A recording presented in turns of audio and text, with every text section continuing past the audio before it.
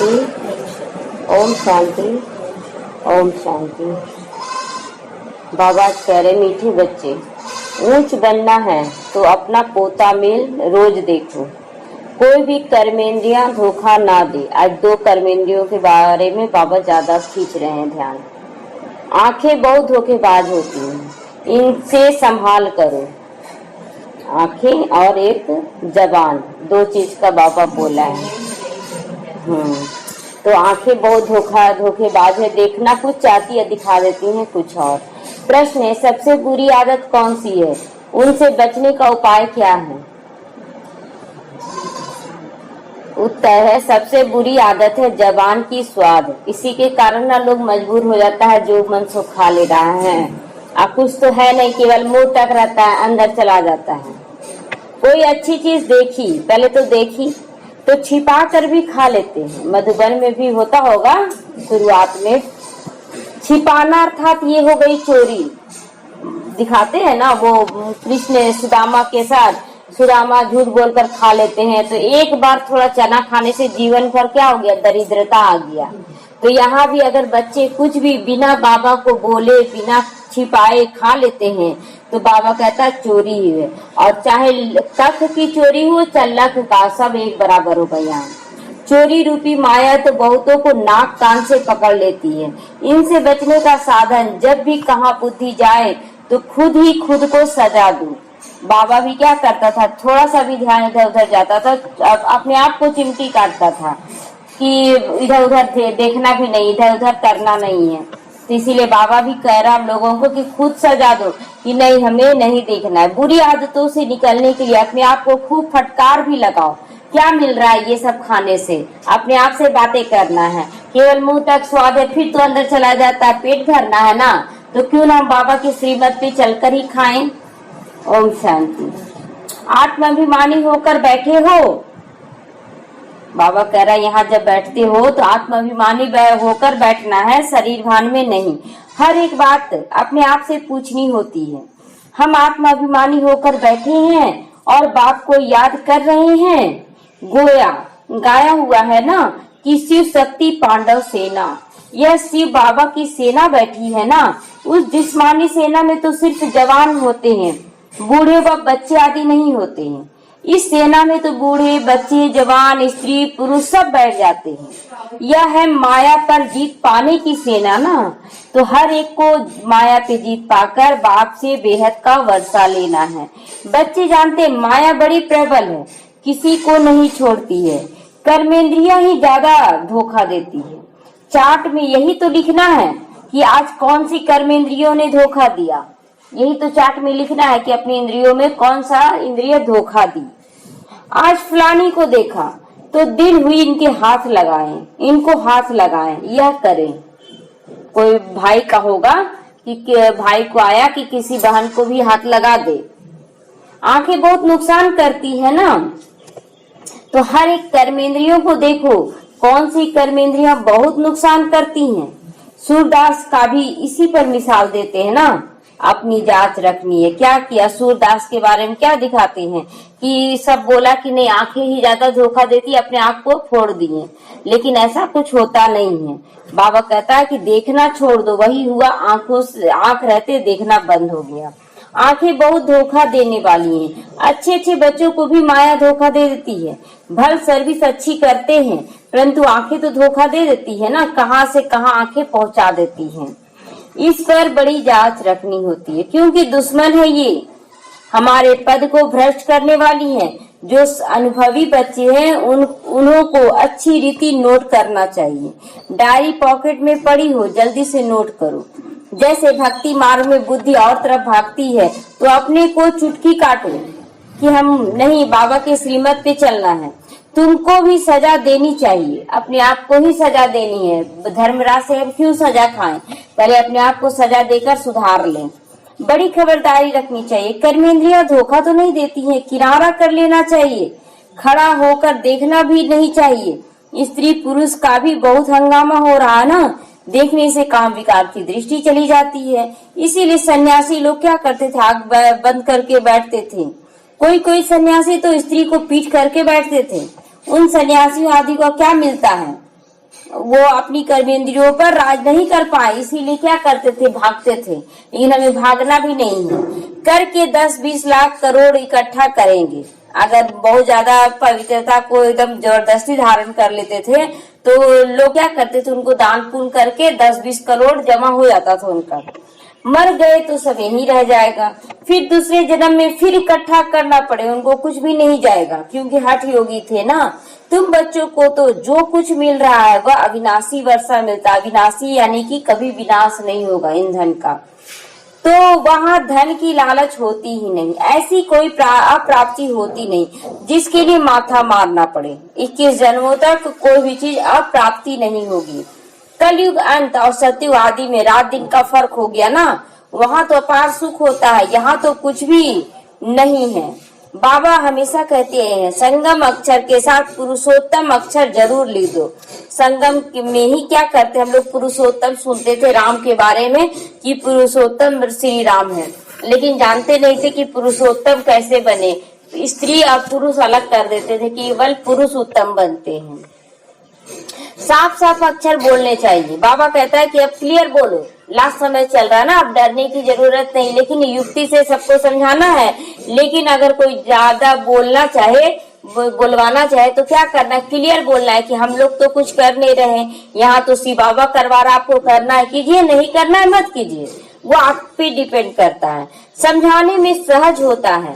अगर ये क्लियर बोलने से क्या होता है, समझाने में सहज होता है। लेकिन जहां आप छुपा कर सोचेंगे नहीं यहाँ कुछ नहीं कराया जाता तो पता चलेगा ही। और अब लास्ट समय है तो अब तो और ज्यादा सब लोग जान रहे हैं। तो मनुष्य से देवता किए करत ना लागी वार किसके लिए गायन है। यहाँ भगवान आए हैं ना, तो मनुष्य को देवता बनाने में सेकंड भी नहीं लगा रहे हैं। तो जरूर संगम पर ही आएगा ना देवता बनाने, नरकवासी को स्वर्गवासी बनाने। मनुष्य तो घोर अंधियारे में अभी है, स्वर्ग क्या होता है पता नहीं।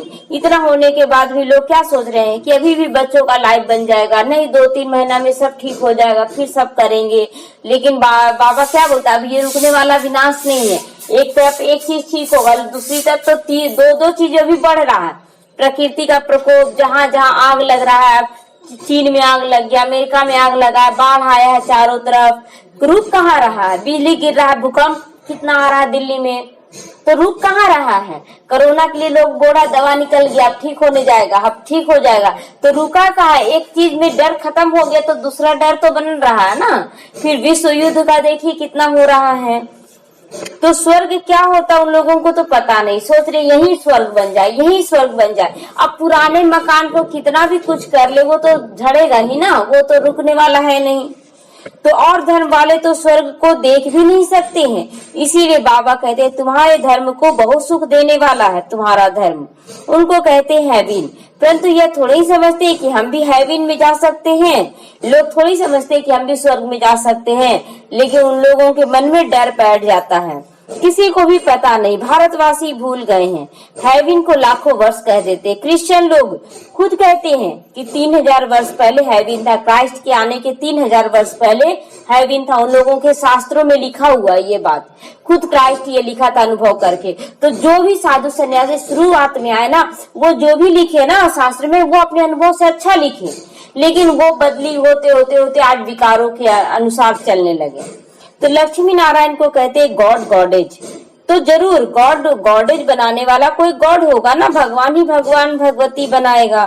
तो मेहनत करनी चाहिए, रोज अपना पोता मेल देखना चाहिए। कौन सी कर्मेंद्रियां ने धोखा दिया है। जवान भी कोई कम नहीं है, कोई अच्छी चीज देखी छिपा कर खा लेते हैं कि कौन तो देख नहीं रहा ना। लोगों के मन में ये भी रहता है कोई तो देख नहीं रहा ना, सामने में ज्ञान दे रहे हैं और लोग छुपा कर नहीं हम कुछ नहीं खाए हैं, वो तो उसके लिए लाते थे, उसके लिए लाते थे। हुआ है ना, बाबा का बच्चा ही वैसे किया है। तो इसीलिए बाबा कह रहा है कि तुम किसके सामने बैठे हो, भगवान के सामने। तो दुनिया के लिए थोड़ी यहाँ आए हो, तुम अपने लिए आए हो। समझते थोड़े ही है कि यह पाप है, चोरी हुई ना, सो भी शिव बाबा के यज्ञ से चोरी करना बहुत खराब है। कख का चोर सो लख का चोर कहा जाएगा यहाँ। अगर थोड़ा सा भी वो कुछ ली थी, मतलब एक आलू ही ली थी कोई और खाई थी। तो बाबा फिर समझाया कि बाबा के घर में थोड़ी चोरी होता है, माँ बाप के घर में चोरी होता है क्या, सो बोले। तो बाबा क्या समझाए कि देखो बच्चे, तुम ये भगवान भगवती बन रहे, तुम्हारे लिए शोभा नहीं देता है, तुम लोगों का हर एक चीज स्थिति क्या होना चाहिए। तो बाबा कहता था कि एक आलू की चोरी कोई बड़ी बात नहीं, माँ बाप के घर में खा सकते हो, लेकिन तुम्हारे अनुसार कितने आत्माओं का फिर वो संस्कार बन जाएगा कि अरे ये जब कर सकते तो हम भी कर सकते हैं। तो तुम्हारा हर एक संस्कार क्या दूसरे लोग फॉलो करेंगे। तो इसलिए हर बात में क्या सोचो, संतुष्ट रहो और जो मिल रहा हो वो तुमको मिलेगा ही, केवल संकल्प तो करो तुम। तो बाबा कहता है कक का चोर सो लक का चोर कहा जाएगा, बहुतों को माया नाक से पकड़ती है। यह सब बुरी आदतें निकाल देनी है, अपने को फटकार लगानी। आखिर इतना थोड़ा सा खा ही लेंगे तो क्या हो जाएगा, केवल मुख तक रहेगा, मुख के बाद जाने के बाद पेट में क्या पता रहता है, वो स्वाद खत्म हो गया, थोड़ा देर के लिए रहता है। तो जब बुरी आदतें हैं तब ऊंचा पद नहीं पा सकोगे। इसीलिए दादियों का क्या दिखाते, कितना ऊंचा पुरुषार्थ दिखाते। उन लोग तो आज बिना नमक के खाना खा रही हैं, उन लोगों का पुरुषार्थ इतना ऊंचा है। आज बोलते हैं बाबा उन लोगों को ऊंचा क्यों बढ़ाया, तो ये तो नहीं बोल रहा बाबा कि हम लोगों को ऊंचा नहीं बढ़ाएगा, ये तो कभी नहीं बोला। बाबा हमेशा वरदान दे रहा, last so fast, fast so first बन सकते हो। तो ऐसा पुरुषार्थ भी करना है ना। अब दुनिया की चीजों को देखकर हम लालच में आ जाते हैं, नहीं थोड़ा सा खा लेते हैं फिर बाद में नहीं खाएंगे, तो खा तो रहे ना, तो ऊंचा पद नहीं ले सकोगे। स्वर्ग में जाना तो बड़ी बात नहीं है, बाबा कहते स्वर्ग में जाना कोई बड़ी बात नहीं है। मुरली सुन लिए, ज्ञान ले लिए तो भी आप स्वर्ग में चले जाएंगे। मेन परंतु क्या है ना कि वहाँ ऊंचा पद धारण करना है, राजा रानी और कहा प्रजा। तो बाप कहते कर्मेंद्रियों की बड़ी जांच करनी चाहिए, कौन सी कर्मेंद्रियां धोखा देती है। पोता मेल निकालो दिन भर का, व्यापार है ना। व्यापारी लोग क्या करते हैं, उन लोगों को इतना काम रहता है कि एक तरफ खाना खा रहे ना तो ध्यान नहीं रहता कि खाना क्या खा रहे, फोन पर लगे रहते, ये माल मंगाना है, ये करना है, पूरा दिन भर उसी में लगे रहते हैं। बाप समझाते मेरे से व्यापार करो ना, उच्च पद पाना है तो श्रीमत पे चलो। बाबा कहता पूरा पूरा व्यापार पे ध्यान दो कि तुम यहाँ आए हो किस लिए। तो ये व्यापार हुआ ना, सारा कुछ दे रहे कचरा और ले रहे बाबा से, तो बाप डायरेक्शन देंगे, उसमें भी माया विघन डालेगी, कहने नहीं देगी, करने नहीं देगी। बाबा भी डायरेक्ट बोलता था तो भी बच्चे क्या करते थे, कर नहीं पाते थे।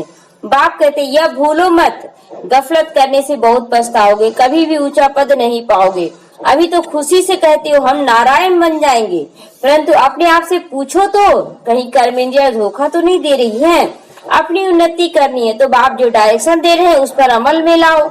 सारे दिन का पोता मेल देखो, भूले तो बहुत होती रहती हैं, आंखें बड़ी धोखा देती हैं, तरस पड़ेगा इनको खिला दूं, खिलाऊं, सौगात दूं। अपना टाइम वेस्ट कर लेते हैं, लगता है ना थोड़ा सा खा लेते हैं, थोड़ा ये कर लेते हैं, अभी तो समय पड़ा हुआ है ना, फिर लास्ट में हम लोग सारा पुरुषार्थ कर लेंगे। लेकिन सारा पुरुषार्थ करने के लिए जब थोड़ा टाइम मिलेगा तो प्राप्ति भी तो थोड़े समय के लिए होगा ना। और जो शुरुआत से की उनका ऊंचा रहेगा, ज्यादा दिन चलेगा। तो माला का दाना बनने में बड़ी मेहनत करनी चाहिए। 8 रतन मुख्य होते हैं, 9 रतन ऐसे कहते हैं कि 9 रतन होते हैं, लेकिन एक तो ब्रह्मा बाबा वो तो हो चुका है, 8 रतन उसके बाद होते हैं। एक तो बाबा, बाकी है 8। बाबा की निशानी तो चाहिए ना, बीच में कोई ग्रहचारी आदि आती है तो 9 रतन की अंगूठी पहनते हैं ना, पहनाते हैं लोग। इतने ढेर पुरुषार्थ करने वालों में से 8 ही निकलते हैं, पास विद ऑनर बनते हैं, विजयी बनते हैं। 8 रत्नों की बहुत महिमा है। बाबा कहता है कि कितनी आत्माएं आई ज्ञान में, लेकिन उसमें भी चुना कितना किया, 8 रत्न शुरुआत में। तो देह अभिमान में आने से कर्मेंद्रिया बहुत धोखा दे देती थी। अंदर की बात है ना, देखने में तो लग रहा सारे बच्चे तो अच्छा पुरुषार्थ कर रहे हैं, सारे तो मधुबन में रह रहे हैं, लेकिन अंदर की स्थिति को तो बाबा देखेगा ना, उसी के हिसाब से चुन रहा है। भक्ति में भी चिंता रहती थी ना, सिर पर पाप बहुत है, दान पुण्य करे तो पाप मिट जाते थे। सतयुग में कोई चिंता की बात नहीं, क्योंकि वहाँ रावण राज ही नहीं, वहाँ ऐसी बातें होती ही नहीं जो पाप हो जाए। नरक और स्वर्ग में कुछ फर्क ही ना रहे। फिर तुमको तो यहाँ ऊंचा पद पाने के लिए भगवान बैठकर पढ़ा रहे हैं। बाबा याद नहीं पड़ता है, अच्छा पढ़ाने वाले टीचर को याद कर लो। अच्छा, भला भला यह याद करो कि हमारा एक ही बाबा सदगुरु बना है जो सबको ले जाएगा। बाबा कह रहा पहले बाबा को याद करो, फिर बोलता है बाबा को मत याद करो, टीचर को याद कर लो। अब टीचर को भी याद नहीं करते हो तो कम से कम सदगुरु को याद कर लो। क्यों बोला ऐसा कि टीचर केवल पढ़ाएगा, लेकिन सदगुरु को याद करने से क्या होगा ना कि सदगुरु केवल ज्ञान मार्ग को ही पवित्र नहीं बनाएगी। सदगुरु आकर बन के आया है ना, तो वो पूरा दुनिया को पवित्र बनाकर ले जाएगी। तो इस बात को याद करने से कि पूरा दुनिया को ही पवित्र बनना, चाहे हट जबरदस्ती बने, भोग बल से बने, चाहे योग बल से बने, बनना तो है। तो जब इस बात को याद कर लेंगे ना तो खुद लगेगा नहीं भोग बल से क्यों बनेंगे, हम योग बल से बनेंगे, ले जाएगा बाबा सबको। तो ये याद जब करेंगे सदगुरु को तो अपने आप लगेगा, मन बुद्धि देगा, नहीं चलो बाबा के श्रीमत पे कर लेते, प्राप्ति तो महसूस होगा ना। मनुष्य ने आसुरी मत पर बाप का कितना तिरस्कार किया। आसुरी मत होने के कारण बाप का तिरस्कार करते हैं ना। आज क्या बोलते हैं, ब्रह्मा बाबा का चित्र कोई को आज भी देखते हैं ना तो एकदम डायरेक्ट गाली से बात करते हैं। आज भी बहुत लोग की गाली से बात करते हैं। तो कितना तिरस्कार किया है बाप अब सब पर उपकार करते हैं। तुम बच्चों को भी उपकार करना चाहिए, किसी पर भी अपकार नहीं, कुदृष्टि नहीं। कितना रहम दिल ब्रह्मा बाबा था, जबकि इनका तो कोई गलती भी नहीं था, वो तो केवल शिव बाबा के डायरेक्शन में चल रहे थे, सो इतना सुनना पड़ा। तो बाबा भी कभी कभी बात करता था शिव बाबा, तो बोलता था कि तुमने बहुत गाली दिया हमें, आज मेरे खातिर तुम गाली सुन लो। तो हम लोग भी तो गाली बहुत दिए ना, सर्वव्यापी कह दिए, कुत्ता बिल्ली सब में कह दिया। आज लौकिक परिवार को भी कुत्ता बिल्ली नहीं कह सकते हैं, और सोचिए शिव बाबा को कितना कुछ कहकर धर दिए। जो जमीन में पड़ा हुआ पत्थरों के ऊपर हम चल रहे हैं पैर दे देकर, उसके बाद भी बोल देते थे कि कन कन में भगवान बसा हुआ। तो हर बात में क्या कर रहे हैं, उनको क्या करे, गाली दे रहे हैं। तो किसी पर अपकार, इसीलिए बाबा कहता था कि किसी पे अपकार मत करो, कुदृष्टि मत डालो, क्योंकि तुम भी उसी पाप से होकर आए हो। आज ना तुम ज्ञान में आ गए हो, अपना ही नुकसान कर देते हो। वह वाइब्रेशन फिर दूसरों पर भी असर कर देता है कि देखो हम तो ज्ञानी बन गए, ये लोग अज्ञान में क्या क्या बोल रहा है। तो अज्ञान में क्या करे, उसको अगर दोष दे रहे हैं तो बाबा कहता है वो भी क्या होगा, आसुरी संस्कार हो गया, क्योंकि उन लोगों को तो ज्ञान है नहीं। अब बच्चा को ज्ञान नहीं है, छोटे बच्चे को, और उन लोगों को बोलेंगे कि जाओ कमा कर लो, कमाएगा वो, उसको तो पालना देना चाहिए ना।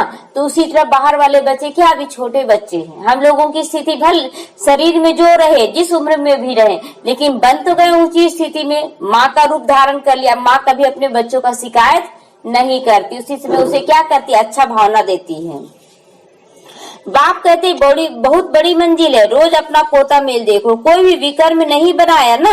देखो यह है ही विकर्मों की दुनिया। विकर्मी संवत चल रहा है ना, ये लास्ट विकर्मी संवत चल रहा, जो सेकंड आपको आकर्षित कर लेगी। किसी का भी विकर्म जल्दी आकर्षित करेगा। विकर्माजीत देवताओं के संवत का कोई पता ही नहीं। बाप समझाते विक्रमाजीत संवत को 5000 वर्ष हुए, बाद में विक्रम संवत शुरू होता है। राजाएं भी विक्रम ही करते रहते हैं, द्वापर से सारे राजाएं विक्रम ही करते रहते हैं। तब बाप कहते हैं कर्म अकर्म और विकर्म की गति मैं तुमको समझाता हूँ।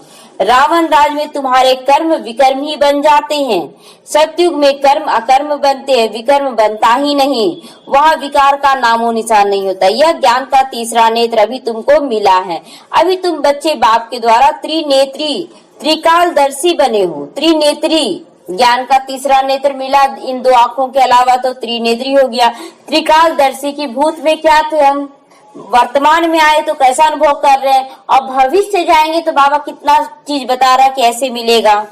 तो ये तीनों कालों को देखते हुए अपने कर्म को करो।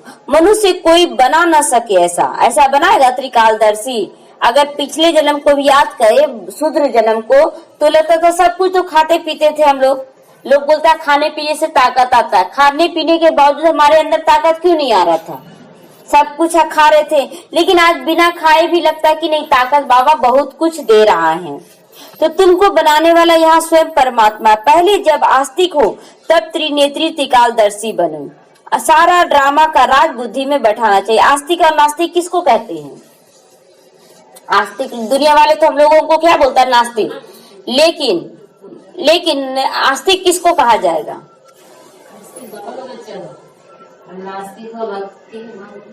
हाँ, तो जो मतलब अपने आप को जाना, जो भगवान के कर्मों को जाना, भगवान को जाना, वो उसी को आस्तिक कहा जाता है। और नास्तिक जब हम रहते हैं ना, तो बिना जाने सुने किसी को भी माँ बाप कह देते थे, तो वह हो गया नास्तिक। तो सारा ड्रामा का राज बुद्धि में, मूल वतन सूक्ष्म वतन, 84 चक्का चक्र सब बुद्धि में आ गया। पीछे और धर्म आते रहते, वृद्धि को पाते रहते हैं। उन धर्म स्थापकों का कोई गुरु नहीं कहेंगे। धर्म स्थापक आते जरूर है, लेकिन गुरु नहीं कहेंगे, क्योंकि कुछ थोड़े से लोगों को ज्ञान देकर जाते हैं, उससे पूरे विश्व का परिवर्तन नहीं होता है। जो ज्ञान मार्ग में आ गया ना, जो भगवान की सब कुछ जान गया कि कैसे वो आते हैं, क्या करते हैं, क्यों हम लोग उनकी पूजा करें, सब ज्ञान हो गया ना, इसलिए उनको आस्तिक कहा जाता है। और नास्तिक का मतलब बिना जाने पूजा करना। तो लोग भक्ति मार्ग में बिना जाने पूजा कर रहे हैं ना। तो सभी का सद्गति करने वाला सदगुरु एक ही है। बाकी वह कोई सदगति करने थोड़े ही आते हैं। जो धर्म स्थापक आते हैं वो सबको सदगति थोड़ी देते हैं। वो तो धर्म स्थापक करते, क्राइस्ट को याद करने से सदगति थोड़ी ही होगी। सारे लोग थोड़ी क्रिश्चियन बन गए, तो कोई भी धर्म में थोड़े से लोग जुड़ते हैं, विकर्ण विनाश थोड़े ही होंगे, कुछ भी नहीं पता। उन सबको भक्ति की लाइन में कहा जाएगा। ज्ञान की लाइन में तो सिर्फ तुम आते हो, तुम पंडे हो, सबको शांति धाम सुख धाम का रास्ता बताते हो। बाप ही दुखों से छुड़ाने वाला है और रास्ता दिखाने वाला। उस बाप को याद करने से विकर्ण विनाश हो जाएंगे। अभी तुम बच्चे अपने विकर्मों को विनाश करने का पुरुषार्थ कर रहे हो, तो तुम्हें ध्यान रखना है कि एक तरफ पुरुषार्थ, दूसरी तरफ विकर्म ना होता रहे। दोनों चीज पर ध्यान रखना। ऐसा नहीं एक तरफ पुरुषार्थ करे, दूसरी तरफ विकर्म भी कर रहे हैं, नहीं। पुरुषार्थ के साथ साथ विकर्मों पर भी किया गया तो 100 गुना दंड पड़ जाएगा। एक तरफ अच्छा कर रहा है, दूसरी तरफ खराब भी कर रहे तो और 100 गुना दंड पड़ जाएगा। जितना हो सके उतना विकर्म ना करो, नहीं तो एडिशन भी तो होती जाएगी ना। नाम भी बदनाम कर दोगे सबका। एक के गलत काम से पूरे ब्रह्मा कुमारियों का नाम, बाबा का नाम, सबका डूब जाता है ना। तो इसीलिए बाबा कहता है 100 गुना पाप चढ़ेगा अगर तुम यहाँ आकर कुछ करते हो। जबकि जानते हो भगवान हमको पढ़ा रहे, तो फिर कोई विकर्म में नहीं करना चाहिए ना। अगर अनजाने में हो गया तो बाबा से बता देना चाहिए। छोटी चोरी या बड़ी चोरी पाप तो होता है ना, या आंखें बड़ा धोखा देती है। बाप बच्चे चलन से समझ जाते, कभी ख्याल भी ना आए कि हमारी स्त्री है। हम ब्रह्मा कुमार कुमारियां है ना, शिव बाबा के पौत्रे। हमने बाबा से प्रतिज्ञा की है, राखी बांधी है ना, तो फिर आंखें क्या धोखा देती हैं। बाबा कहता है कि इस समय क्या है, सभी को एक रिश्ते में, भाई बहन के रिश्ते में बंधन जाना चाहिए, क्योंकि हम सब ब्रह्मा कुमार कुमारियां बने हैं। इसलिए आंखों से धोखा नहीं खाना है। आंखें भी धोखा दे देती है। ब्रह्मा बाबा की युगल कितना समय तक गुजारी, हम लोग तो फिर भी कम समय, इन तो 60 साल तक रहे गृहस्थ आश्रम में, उसके गृहस्थ धर्म में। उसके बाद भी इनकी युगल को, जब इनके अंदर शिव बाबा का, कृष्ण का साक्षात्कार होने लगा, तो बहुत सारे बच्चे जो साथ में थे उन लोग अनुभव किए कि उनकी युगल इनको पिता के रूप में देखने लगी। युगल उनको पिता के रूप में देखने लगी, क्योंकि पिता का वास हो गया था ना। तो याद के बल से कोई भी कर्मेंद्रियों के धोखे से छूट सकते हो। बड़ी मेहनत करनी चाहिए। बाप के डायरेक्शन पर अमल का चार्ट रखो। स्त्री पुरुष भी आपस में ये बात करो, यही बात करो कि हम कैसे बाबा की मत पर चले। पूरा वर्षा लेना है, टीचर से पूरा पढ़ना है। ऐसा टीचर कभी मिल ना सके जो बेहद का नॉलेज दे। लक्ष्मी नारायण ही नहीं जानते तो उनके पिछाड़ी में आने वाले को क्या जानेंगे। लक्ष्मी नारायण ही भूल गए ना, तो बाद में आने वाले क्या जानेंगे। बाप कहते यह सृष्टि के आदि मध्य अंत का ज्ञान सिर्फ तुम बच्चे ही जानते हो, भी संगम पर। ये सारा ज्ञान क्या है, केवल संगम पर ही मिलता है, बाकी कोई समय नहीं मिलेगा। इसलिए कोई भी कर्म बाद में, ये श्रेष्ठ कर्म जो बन रहा ना, वो नहीं बनेगा। बाबा बहुत समझाते हैं कि यह करो, ऐसे करो, फिर भी यहाँ से उठे तो खलास हो जाते हैं। यह नहीं समझते कि शिव बाबा हमको कहते हैं। हमेशा समझो शिव बाबा कहते हैं। इनका फोटो भी नहीं रखो। यह रथ भी तो लोन लिया ना, ये तो पतित शरीर है, यह भी पुरुषार्थी है। यह भी कहते हैं मैं बाबा से वर्षा ले रहा हूँ तुम्हारे समान। यह भी स्टूडेंट लाइफ में पढ़ रहा है। शिव ब्रह्मा बाबा भी 60 साल का होते हुए भी क्या बाबा बोला कि ये भी स्टूडेंट है, ये भी मेरा बच्चा है। आगे चल तुम्हारी महिमा बहुत होने वाली है। अभी तो तुम पूज्य देवता भी बनने के लिए पढ़ाई कर रहे हो, फिर सतयुग में तुम देवता बनोगे। अगर किसी गरीब का बच्चा पढ़ने लग जाता है तो बोलता क्या है कि अरे बाप तो गुपचुप चाट बेचता है, बेटा को पढ़ा रहा बड़ा स्कूल में, देखेंगे क्या कर लेगा। ये नहीं कि हाँ काम में लगा दे, कुछ कुछ तो पैसा आ जाएगा। लेकिन वही बच्चा अगर कुछ बड़ा ऊंचा पढ़ाई करके ऊंचा पोस्ट पा लेता है तो बाप और बेटे दोनों का नाम क्या होता है, रोशन हो जाता है। कि देखो कितना तकलीफ झेल के उसका बाप पढ़ा, बच्चा ही कितना लगन था कि इतना ऊंचा पोस्ट पा लिया। तो चढ़ने, जब तक चढ़ रहे सीढ़ी, लोग तो उतारने के लिए पड़े रहेंगे ना, कैसे इसका पैर खींच दे। तो उसी तरह अभी हम लोग चढ़ रहे हैं, चढ़ने समय क्या हो रहा है, सारे लोग खींच रहे हैं। कि देखेंगे शुरुआत में जब चले, धारणा में आने लगे खान पान सब, तो लोग यही सोचा ना कि देखेंगे कैसे चलती है, कैसे इतना साल गुजार देगी, अभी तो उम्र ही इसका क्या हुआ है। तो बोले कि ठीक है, देख लीजिएगा कि हम अपने ऊपर चल ही नहीं रहे, बाबा के ऊपर चल रहे। क्योंकि एक भक्ति मार्ग की आत्मा थी, तो वो भक्ति मार्ग की थी ना, वो कितना भी धारणा करे तो भक्ति के अनुसार ही करेगी ना। तो उसकी बेटी का शादी हुआ, शादी के बाद भी उसको ब्रह्मचर्य ये कर दी थी, वैष्णव बना दी थी। अब ससुराल में सब खाने पीने वाला मिल गया। अब खाने पीने वाला मिल गया तो तकलीफ देने लगा, मारपीट करने लगा। तो ज्ञान तो था नहीं, मारपीट करके उसको भगा दिया गया, लड़की को तलाक ले लिया गया, सब चीज, बच्चा भी नहीं हुआ। उसके बाद तलाक ले लिया गया। तो यहाँ पर तो माँ बाप ठीक से रखा, लेकिन जैसे ही भाई का शादी हुआ तो भाई भौजाई की तरफ से भी ताना मिलने लगा। अब वो लड़की फांसी लगा के मर गई। तो सारा कलंक वैष्णव बनाने वाली पर लगा। तो ज्ञान नहीं रहने के कारण बाबा कहता ना, कलयुग में हर एक कर्म विकर्म बन जाता है। इसीलिए किसी को जबरदस्ती नहीं करना है। यहाँ भी बाबा क्या बोलता है, बेटा को भाई छोड़ दो, बेटा को बताओ करने के लिए। अब बेटी अगर शादी करना चाहती है तो उसको कर दो, विकर्म अपने ऊपर मत, तो भाग जाएगी तो सारा विकर्म आ जाएगा। तो फिर सतयुग में तुम देवता बने हुए। ये सब बातें सिवाय बाप के कोई समझा नहीं सकता था।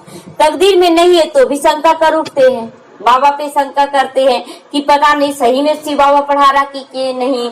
साक्षात्कार भी होता है, शिव बाबा कैसे आकर पढ़ाएंगे।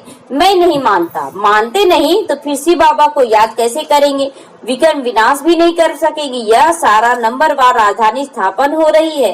दास दासियां तो बहुत चाहिए ना, कितने सारे दास दासियां चाहिए। जब यहाँ के राजाओं को दासियां दहेज में मिलती थी, यहाँ ही इतनी सारी दासियां रखते तो सतयुग में कितनी दासियां मिलना चाहिए। तो बाबा कहता जो निश्चय बुद्धि नहीं वो दास दासी में चले जाएंगे। ऐसा थोड़ा ही ढीला पुरुषार्थ करना चाहिए कि दो दास दासी बन जाओ। बाबा से पूछ सकते, बाबा अभी हम मर जाएंगे तो क्या पद मिलेगा। बाबा तो झट बता देगा, लेकिन अपना पोता मेरा आप ही देखो। अंत में नंबरवार कर्मातीत अवस्था हो जाएगी। यह है सच्ची कमाई जो जन्म जन्मांतर के लिए है। उस कमाई में तो रात दिन कितना बिजी रहते हो। सट्टे वाले जो होते हैं उनका एक हाथ खाना खाते हैं, दूसरे हाथ से फोन का कारोबार चलाते हैं। अब बताओ ऐसे आदमी को ज्ञान चल सकेगा क्या। ऐसा आदमी ज्ञान में चल सकेगा जो एक हाथ में फोन लिया एक हाथ से खाना खा रहा है। वो इतना बिजी है कि यहाँ आ ही नहीं सकता। बोलता है हमको खाना, बहुत लोगों का मुंह से क्या निकलता है, मुझे तो जहर खाने के लिए फुर्सत नहीं है। बहुत लोगों का ऐसा निकलता है। तो कहते हैं हमको तो फुर्सत कहाँ। अरे सच्ची कमाई मिलती है, बाप को सिर्फ याद करना है, विकर्म विनाश होंगे। अष्ट देवता आदि को याद करते रहते हो, उनकी याद से तो कुछ भी नहीं मिलता है। बाबा बार बार एक ही बात समझाते रहते जो फिर कोई समझा न सके। फलानी बात पर तो समझाया नहीं। तुम बच्चों को पैगाम भी सबको देना, एरोप्लेन से भी पर्चे गिराने चाहिए। कोशिश करनी चाहिए कि संदेश सबको मिले। उसमें लिखो शिव बाबा तो ऐसे कहते, ब्रह्मा भी शिव बाबा का बच्चा है, प्रजापिता है, वह बाप भी है, यह भी बाप है। शिव बाबा कहने से बहुत बच्चों में प्रेम के आंसू आ जाते हैं। कभी देखा भी नहीं है, लिखते हैं बाबा कब आकर आपसे मिले। ब्रह्मा बाबा को कभी नहीं देखा, शिव बाबा को कभी नहीं देखा, लेकिन फिर भी उसके अंदर से महसूस होता था कि बाबा आया हुआ है। तो वो चिट्ठी लिखता था कि बाबा हम आपसे मिलना चाहते हैं। बाबा बंधन से छुड़ाओ बहुतों को बाबा का। फिर प्रिंस का साक्षात्कार होता था। एक तो बाबा का साक्षात्कार देखा नहीं है कभी, लेकिन घर बैठे साक्षात्कार उस समय होता था। अभी तो हम लोग के पास फोटो आ गया ना, उस समय कुछ भी नहीं था। और उसके बाद अपने आप को भी देखता था कि हम राजकुमार राजकुमारी बने हुए हैं। तो दोनों चीज का साक्षात्कार होता था। आगे चलकर बहुतों को साक्षात्कार होगा, फिर भी पुरुषार्थ करना पड़े, कितना भी साक्षात्कार हो जाए। मनुष्यों को मरने समय भी कहते हैं भगवान को याद करो। तुम भी देखो वो पिछाड़ी में खूब पुरुषार्थ करने लग जाएंगे, याद करने लगेंगे। बाप राय देते बच्चे जो समय मिले उसमें पुरुषार्थ करके मेकअप कर लो।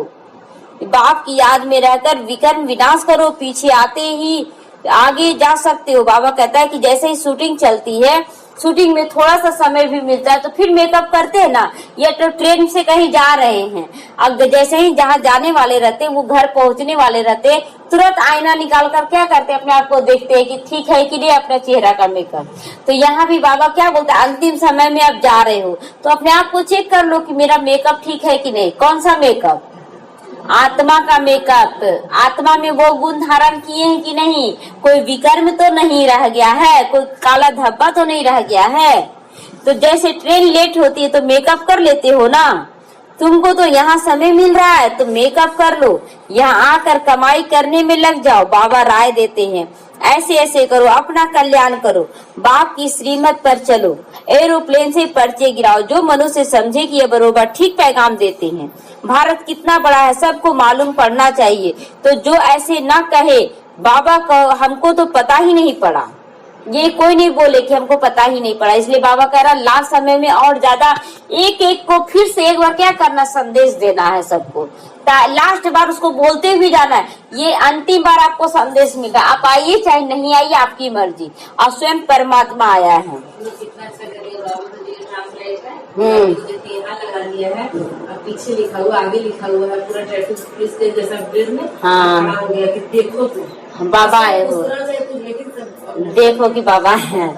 अच्छा, मीठे मीठे सीखी लदे बच्चों प्रति माता पिता बाप दादा का याद प्यार और गुड मॉर्निंग। रूहानी बाप की रूहानी बच्चों को नमस्ते। हम रूहानी बच्चों की ओर से रूहानी माता पिता बाप दादा को याद प्यार गुड मॉर्निंग और नमस्ते नमस्ते। आज धारणा के लिए मुख्य सारे दिन भर अपनी धारणा ये करें, सेंसिबल अनुभवी बनकर अपनी जांच करो कि आंखें धोखा तो नहीं देती है, गलत चीज तो नहीं देख लेती। कोई भी कर्मेंद्रियों के बस होकर उल्टा कर्म नहीं करना, याद के बल से सारी कर्मेंद्रियों को धोखे से छुड़ाना है। इस समय का सच्ची कमाई के लिए समय निकालना है। पीछे आते भी पुरुषार्थ से मेकअप कर लेना, आत्मा को गुणों से सजा लेना। यह विक्रम विनाश करने का समय है, इसीलिए कोई भी विक्रम मत करो। ये जन्म जन्मांतर की कमाई तैयार हो रही है। आज का वरदान है, हर कंडीशन में सेफ रहने वाले एयर कंडीशन की टिकट के अधिकारी बनो। एयर टिकट की कंडीशन की टिकट किसको मिलेगा? जो पूरा पूरा श्रीमत पे चलेगा। एयर कंडीशन की टिकट उन्हीं बच्चियों को मिलती है जो यहाँ पर हर कंडीशन में सेफ रहती है। कोई भी परिस्थिति आ जाए, कैसी भी समस्या आ जाए, लेकिन हर समस्या को सेकंड में पार करने का सर्टिफिकेट चाहिए। जैसे उस टिकट के लिए पैसे देते हो, ऐसे यहाँ सदा विजयी बनने की मनी चाहिए, जैसे टिकट मिल सके। बाबा कहता हर हाल में हाजी करो। यह मनी प्राप्त करने के लिए मेहनत करने की जरूरत नहीं, सिर्फ बाप की याद में रहकर अनगिनत कमाई जमा होती रहेगी। जितना बाप को याद करेंगे, श्रीमत पे चलेंगे, तो विक्रम विनाश होता जाएगा और आपकी कमाई जमा होती जाएगी। स्लोगन है, कैसी भी परिस्थिति हो, परिस्थिति चली जाए लेकिन खुशी ना जाए। परिस्थिति के जाने के बाद भी क्या होता है, दिन भर हम सोच कर दुखी होते रहते हैं। इसीलिए बाबा कहता परिस्थिति चली जाए, आपकी खुशी लेकर नहीं जाए। ओम शांति। बाबा कहता है कि अगर कोई घर में भी आया तो एक छोटा सा चम्मच भी उठाकर ले जाने लगता है तो तुरंत ध्यान लगाते हैं कि मेरा घर का चम्मच है, ये दे दो, और आपकी खुशी को वो ले जाता है और आपको पता ही नहीं पड़ता है।